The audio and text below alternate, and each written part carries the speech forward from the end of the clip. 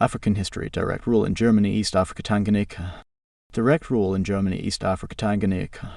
Why Germans adopted it. In places where Germany rule was resisted, they had to rule directly as the African chiefs were not reliable.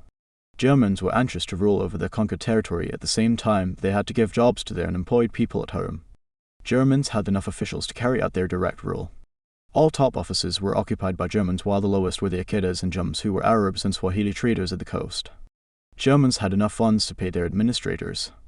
As Germans were mostly interested in acquiring more areas, they had to use their officials who would do the work.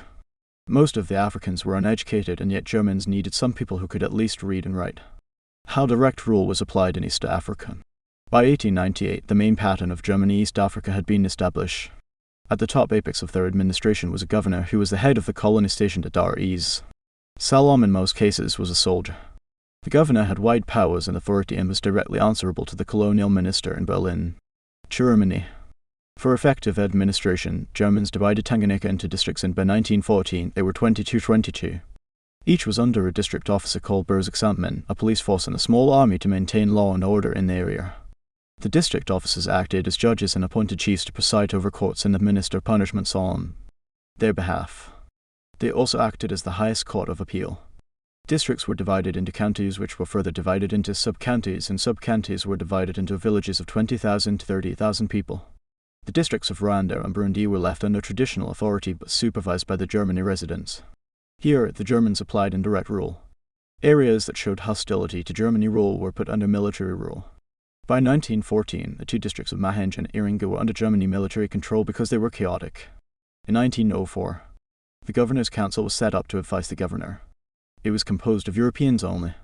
Below the districts were Swahili Arabs called Akitas, and below them were the Jums, who were in charge of villages. The Akitas and Jums were charged with collection of taxes and supervision of economic developments like cotton schemes. They were also supposed to appoint and dismiss junior African chiefs and preside over local courts. Many local chiefs lost their powers and were replaced by Akitas. It was only in Anyamazi where local rulers were left for traditional roles, but still they were made Akitas and therefore serving the governor. In other areas, puppet chiefs were created to promote Germany interests, for example in Uzimbara after death of Chief Semboja and Anyanyamb after death of Isaac.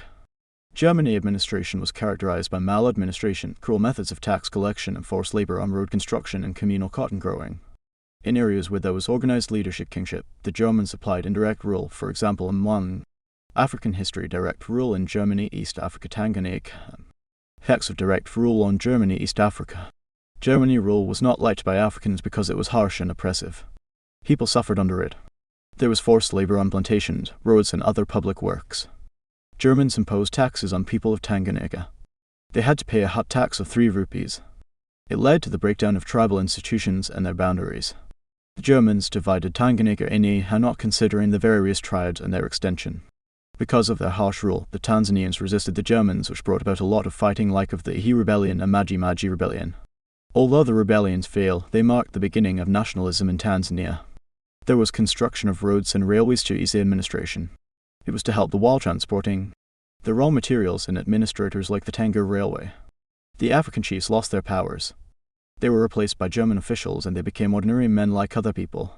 There were also improvements in agriculture as big plantations were established, like in southern Tanzania they established big cotton plantations.